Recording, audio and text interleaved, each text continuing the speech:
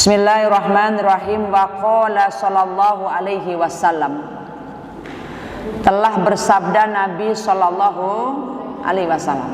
Ibu jawab yang semangat kalau ada nama Nabi disebut. Siapa tahu keberkahan ibu di situ. Insyaallah. Saya ulang. Wa qala sallallahu alaihi wasallam. Innal mar'ata, sesungguhnya seorang istri, idza kharajat, apabila istri itu keluar, min baitiha, keluar daripada rumahnya, wa zaujuha karratun, sedangkan suaminya marah. Ibu pernah suaminya marah? Terima kasih sudah jujur. Sesungguhnya seorang perempuan apabila keluar dari rumahnya sedangkan suaminya dalam kondisi marah, bukan marah karena dirinya, marah karena ibu. Jadi kesel begitu kali ya, nggak tahu sebabnya, banyak sebab. Bi alam yardo anha fi khurujiha, maksudnya dengan tidak redho suami dari istri dalam keluarnya gitu. Jadi ibu keluar, suami nggak redho. Bagaimana itu? La'anaha kullu malakin fis sama. Insyaallah, nauzubillah. Maka melaknat kepada istri oleh setiap malaikat di langit. Wa kullu syai'in marrat alaihi ghairul jin wal insi. Yang melaknat si istri yang keluar dalam kemarahan suami itu bukan cuma malaikat, Bu, dan setiap sesuatu yang telah melewati istri. Jadi kalau ibu-ibu ngambaknya, diomelinya, dimarahinya dari Geria Ciledug, ibu sampai Kebayoran gitu, maka semua jalan yang ibu lewati itu, Bu, ikut melaknat. Jadi kebayang semakin jauh ibu berjalan semakin panjang dan nauzubillah laknatnya. Ghairul jinni wal insi, selain jin dan manusia. Hatta tarji'a, sampai istri kembali, au tatuba, atau taubat itu istri. Wa qala Rasulullah sallallahu alaihi wasallam, amma tarda, apakah tidak suka ihdakunna, salah seorang kamu, ayyatuhan nisa, wahai para istri. Maksudnya siapa nih istri siapa? Ainisa'u hadhil ummah, maksudnya istri-istri umat sekarang nih, apalagi perempuan-perempuan zaman now ya. Annaha idza kanat hamilan, sehingga apabila istri itu hamil, min zaujiha, dari suaminya, wa huwa anha radin, sedangkan suami itu ridho, bi antakuna muti'atan, adalah istri itu taat lahu kepada suami, fima yahillu, pada seorang yang halal, wa misluha, dan seperti istri, al ammatu, adalah seperti ammah, al mu'minatul hamilah, yang beriman, yang lagi hamil, min sayyidaha. Ini kayaknya bab lain ya, Bu. Saya tuntaskan yang satu poin dulu ya, karena ini sebelahnya sudah isinya berbeda. Baik. Tentang bagaimana hukumnya para istri yang keluar dari rumah. Ibu sebagaimana tahu ya, begitu kita nikah itu ada rambu-rambu yang berbeda sebelum nikah. Sebelum nikah, ibu tidak ada kewajiban izin kecuali kepada orang tua. Tapi begitu nikah, maka sudah berlaku tuh rambu itu. Bahkan sering saya sampaikan, kalau belum nikah masih punya mama, masih punya bapak. Begitu sudah nikah udah punya suami dan ibu, seperti tawanan gitu, yang tapi tawan dalam keredoan ya. Jadi mau nggak mau tuh, Bu, serido dirinya. Ada pembahasan bagus, Bu, di An-Nisa ayat 34. A'udzubillahi minasyaitonirrajim. Ar-rijalu qawwamuna 'alan nisa. Saya poinkan sampai situ.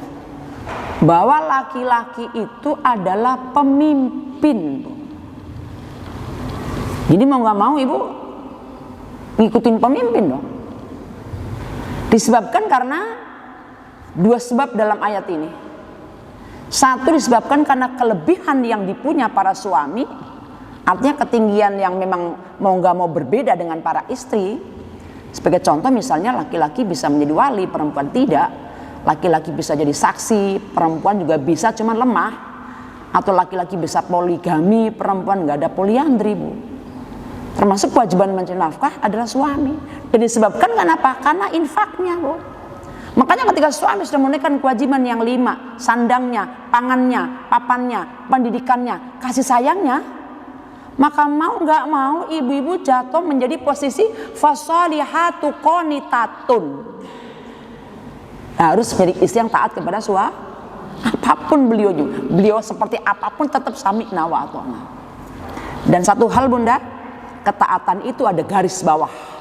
Apa? Inna ta'ata fi ma'ruf la ta'ata fi maksiat. Ketaatan kepada suami hanya yang baik.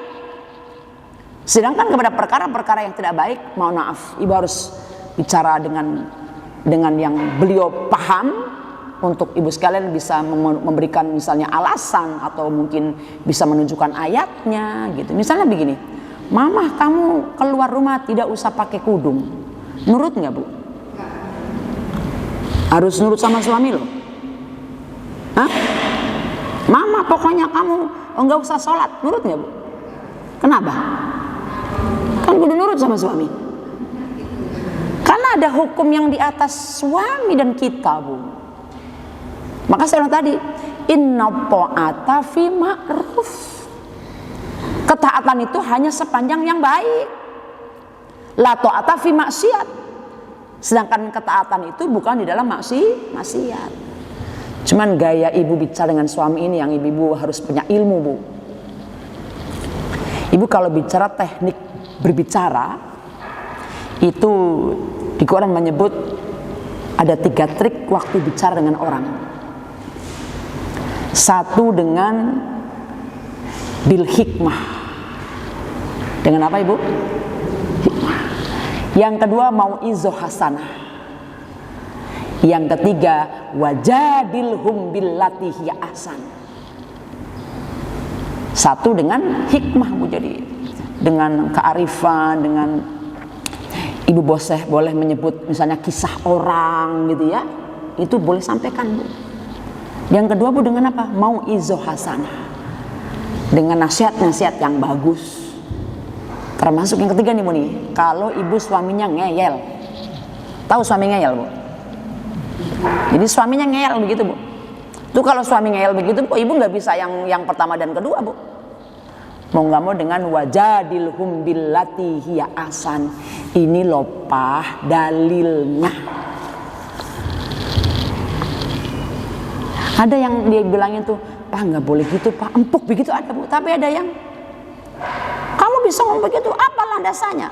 Ibu punya Quran, ibu WA saya atau WA guru-guru kita, Ustazah mana ya dalil tentang nutup aurat? Ya udah saya kirim ke ibu. Pak yang begini mama nggak bisa nurut. Bila perlu begini Bu, kecintaan kepada papa hanya berdasar kesementaraan, tapi kecintaan kepada Allah itu menjanjikan keabadian. Ini dalilnya begini. Itu secara teori dalil. Kalau secara psikologis begini Bu, jangan ibu sekalian biarkan beliau lapar. Biasanya orang lapar ada rada rese gitu ya. Jangan ibu-ibu bicara dengan beliau pada saat beliau pas capek gitu. Ibu kudu pinter-pinter Bu, begitu pulang lihat mukanya merungut udah deh Bu, tahan. Yang ketiga Bu baca doa. Kalau pengen ngomong baca doa Bu. Rabbi shrah li sadri wa yassir li amri wahlul 'uqdatam min lisani yafqahu qawli. Ya kan seperti kesulitannya Nabi Musa harus berdakwah, dia butuh Nabi Harun alaihissalam. Dia baca doa ini. Awalnya memang doanya Nabi Musa alaihissalam, Bu, tapi buat kita kepake banget. Yang suaminya rada susah diajak ngomong, coba baca ini 3 kali sambil merem. Rabbi syrah li sadri, lapangkan dadaku, wa yassirli amri, mudahkan urusanku, wahlul uqdatan min lisani yafqahu qawli, supaya orang yang diajak ngomong sama kita tuh cepet nyambung gitu. Ya, ibu ngomong ke suami, ngomong ke anak-anak juga begitu ibu sekalian, gitu ya. Oleh karena itu saya ulang, Bu, ketaatan itu hanya di dalam yang baik. Udah mah kita jualan begini-begini aja deh mah. Yuk nanti malam mah kita kurang-kurangin tuh timbangan bungkus-bungkusan yang udah kita timbang, kita kurang-kurangin. Kurangin aja, mau sebanyak-banyak mah 1 sendok. Yang dikurangin 100 kantong, Bu. Jadi berapa sendok? Saya ulang, Bu, ini gak boleh taat.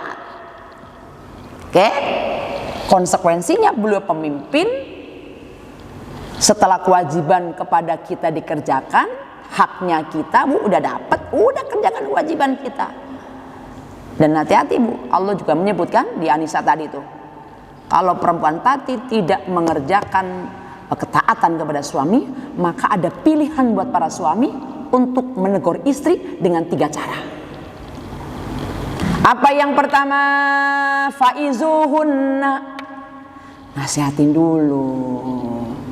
Nah, nggak usah keluar lah. Kamu tuh keluar juga papa tahu, pasti gitu-gitu aja. Apalagi biasa ada ketemu sama teman-teman mama yang reuni. Jadi kalimatnya adalah faizuhunna. Yang kedua, ibu-ibu, pisah ranjang kita. Jadi ternyata ibu ngerasa nggak kalau tidur yang masih ada suami ya, nggak ada beliau, rasanya gimana, Bu? Nyariin nggak, Bu? Ini kok pada diem saja, nyariin nggak, Bu? Lagi kesel nggak? Oh, tergantung. Oh, lagi kesel bodo amat gitu ya. Tapi seenggaknya kan nyari pas mendusin gitu, di mana nih bapaknya anak-anak gitu kan, Bu, nyari kan. Dan ternyata konsep tentang dipisahkan ranjang itu mungkin buat para perempuan itu lebih kepada buat introspeksi gitu lah. Para suami dengan tidak tidur seranjang itu kira-kira dia introspeksi nggak gitu? Kalau hatinya lembut, Bu, pasti begini, kenapa ya aku tidurnya nggak ditemenin gitu, Bu? Jadi mikir gitu. Sekian hari, sekian pekan gitu. Nah, nanti teknik yang ketiga, Bu, nasihat sudah, dipisahkan keranjangnya sudah. Yang ketiga baru boleh memukul, Bu. Cuman bisa kena pasal, Bu, ya kalau mukul-mukul. Ini perintah Allah, Bu. Mungkin saking kebangetan. Tapi kalau para suami sudah mendapati istri nggak punya kesalahan, tapi dicari-cari kesalahan. Wah, mungkin apa ya? Mungkin dia punya will. Apa will? Oh, Masya Allah, apa lagi sekalian? Wanita idaman lain. Ibu jangan cari kesalahan. Jadi intinya kembali ke hadis yang kita baca tadi, Bu, bahwa sampai urusan keluar rumah itu, Bu, urusan keluar rumah pun diatur harus dengan apa? Biiznihi, harus dengan izinnya. Ini tadi kesini izin nggak, Bu? Halo, Bu, besok mau kemana-mana sebisa mungkin izin, Bu. Berusaha untuk apa tuh saya menyebutnya itu, Bu? Ada rasa takut yang takutnya suami nggak redho, menjadi sia-sia, Bu, amal ibadah kita. Ini ada hadis dahsyat lagi nih, Bu, nih.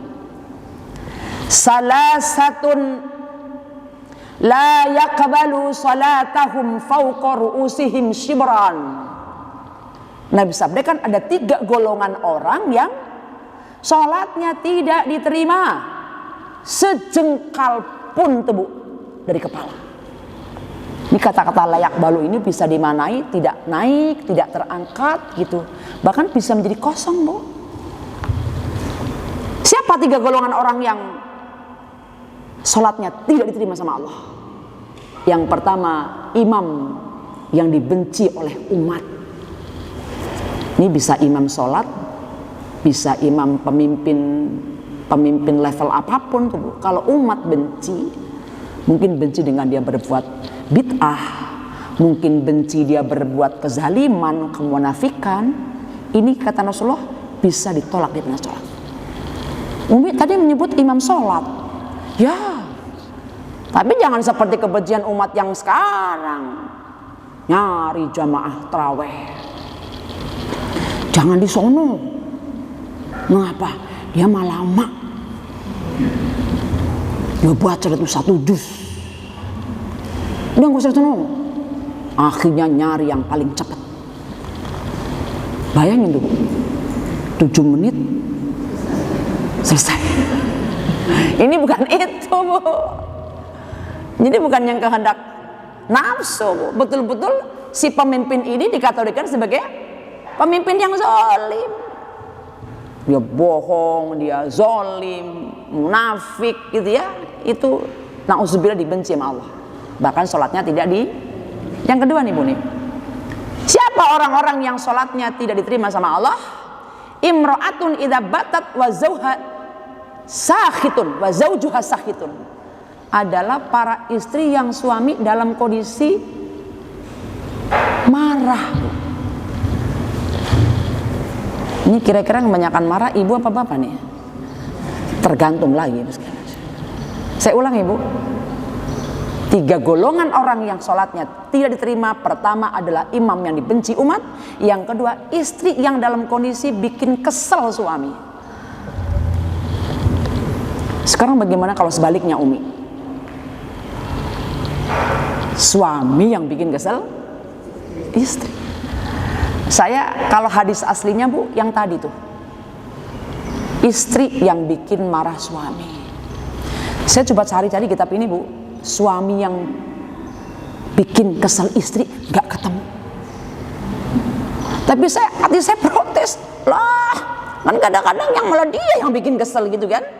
Saya ketemu, Bu, pendapat seorang ulama yang mengatakan wa kadzalika al-aqsa.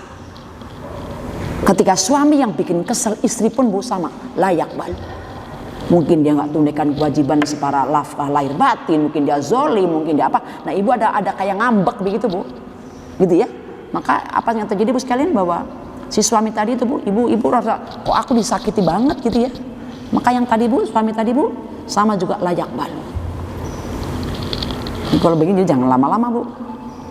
Jangan marah-marah, jangan lama-lama, sesegera mungkin untuk ada islah. Bukan apa-apa, Bu, takut sholatnya nggak diterima. Eman-eman nggak? Sayang-sayang nggak? Oh, kalau gitu nih mendingan nggak usah sembahyang, gimana? Bu, dosanya jadi double, Bu. 1 pahala sudah zalim kepada suami, yang kedua pahala tidak mengerjakan perintah. Jadi gimana pas kalau suami kesel? Sholat aja. Persoalan diterima udah, yang penting tunaikan kewajiban. Tapi hati-hati untuk jangan berlama-lama, Bu. Oke? Dan yang ketiga siapa, Bu? Akhawaini mutasorimaini. 2 orang yang tidak bertegur sapa. Hidup ini, Bu, ada kalanya orang-orang yang di sekeliling kita itu kadang-kadang menguji kesabaran kita. Lalu ada yang ya mungkin salah ucap, salah kelakuan, mungkin karena banyak hal, sehingga kadang-kadang mohon maaf ada orang-orang yang kemudian marahan gitu ya. Ini kalau bisa tidak usah. Allah menyebut cakep banget tuh ayat tuh. Siapa sih, Bu, yang orang baik itu? Ali Imran tuh. Alladzina yunfikuna fis sarra'i wad dharra'i wal kaziminal ghaidha wal 'afina 'anil nas wallahu yuhibbul muhsinin. Siapa orang-orang yang baik kata Allah? Yang menginfakkan hartanya lapang atau sempit, punya nggak punya gitu. Yang kedua yang bisa menahan amarah. Dan yang ketiga siapa? Bisa memaafkan kesalahan orang lain. Umi terus gimana nih saya sekarang nih? Udah 2 bulan saya marahan sama saudara saya. Hari ini stop it. Berhenti, upayakan islah. Semoga ibu terhindar ya dari yang seperti ini, karena sayang-sayang bu dengan ibadah kita. Umi gimana nih tuh saya sama dia tuh saya kesel karena dia ngeselin saya. Ya udah minta maaf, tapi yang salah dia, siapa yang ngalah? Udah salaman nih, tapi tetap belum pada mau ngomong. Ada yang begitu katanya bu. Salaman mas salaman, tapi belum buat ngobrol tuh belum terima gitu. Kalau saya pakai teknik Nabi bu, tahadu tahabu. Ibu kalau pengen melembutkan hati orang yang keras, kasih hadiah. Jadi orang-orang ibu ngambek sama dia atau dia ngambek sama ibu minta maaf nggak dilayanin, tolong besok bu ambil dari pasar Lembang bawa buah, parselin bu. Datang, mau ngapain kamu? Enggak, pengen nganter buah aja. Responnya marah bu, wow, berarti kudu naik levelnya bu. Besok jangan buah bu, tambahin rendang sama opor ayam kampung. Masih marah juga bu. Wow, levelnya kurang tinggi, gamis mau kena sajadah. Masih ngambek juga. Tunggu Allah yang bekerja. Bagaimana caranya? Habis sembahyang, Al-Fatihatu khususon, sebut nama dia bu, Fatihahin. Lihat penjelasan saya ini bu, benar insya Allah. Bulan depan lari nguber kita. Aku juga minta maaf. Allah yang merubah hati orang. Dan sebisa mungkin bu, innamal mu'minuna ikhwah, bahwa mukmin satu dengan mukmin yang lain adalah bersaudara.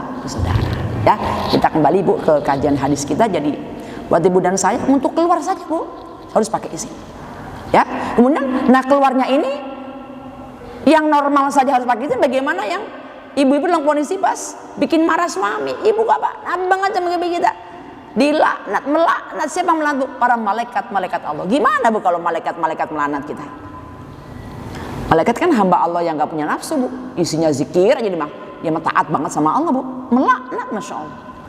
Bukan hanya melaknat itu malaikat, tetapi apa sekalian adalah sepanjang ibu-ibu melewati jalan. Saya ada kawan bu, konflik dengan suaminya. Ya rumah tangga bu. Begitu konflik, jam 11 nelfon saya. Umi tahu nggak? Saya naik motor dari Temah saya, tembus-tembus saya sadar ada di Pamulang.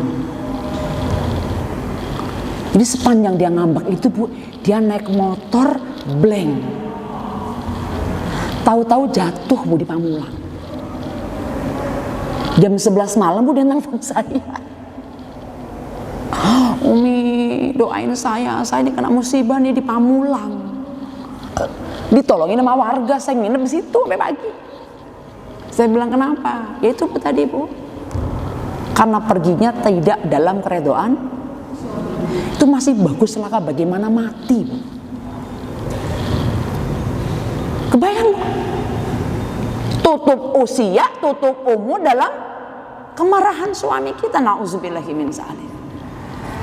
Jadi kalau mengakar dari penjelasan saya bu, ketika rumah tangga itu macam-macam dengan apapun kejadian ujian kita bu, hadapi dengan sabar. Allah menyebut walatan sabul fadla bainakum. Kalau ibu sedang marah dengan pasangan, supaya cepat baiannya gitu bu, ingat kebaikannya. Walaupun selembar bu, cari kebaikannya, pasti ada. Mungkin nggak ada, udah nggak ada banget nih, kebangetan itu mah. Ibu punya anak dari beliau, punya rumah dari beliau, punya izin Allah melalui wasilah beliau kan. Ibu jangan melupakan kebaikan. Ibu ada seorang ibu yang bikin acara pernikahan emas. Saya datang di acara itu bu. Jadi saya yang tausiah, beliau bikin acara selamatan pernikahan. Berapa tahun tuh bu? 50 tahun. Usia beliau udah sekitar 70-an, Bu. Cantik gitu orangnya. Mungkin karena terjaga gitu ya, cantik. Suaminya juga ganteng, anak-anaknya, cucu ngumpul semua keluarganya, Bu. Satu ketika ditanya, apa resep ibu menjaga keharmonisan rumah tangga? Apa kata beliau?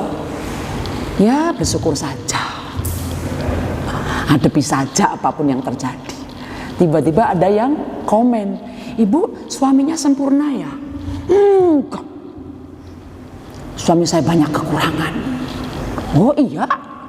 Sebanyak apa, Bu? Sebanyak bintang di langit. Ibu kebayang gak di langit bintangnya berapa banyak tuh, Bu? Apa suami ibu gak punya kekurangan? Banyak, sebanyak bintang di langit. Terus bagaimana bisa melewati ini semua? Ini kalimatnya bagus, Bu. Bintang pada waktu malam banyak, itulah kekurangan pasangan saya. Tapi pada waktu pagi akan muncul satu matahari yang akan menghapus semua bintang yang tadi malam ada. Ini harapan saya begitu, Bu.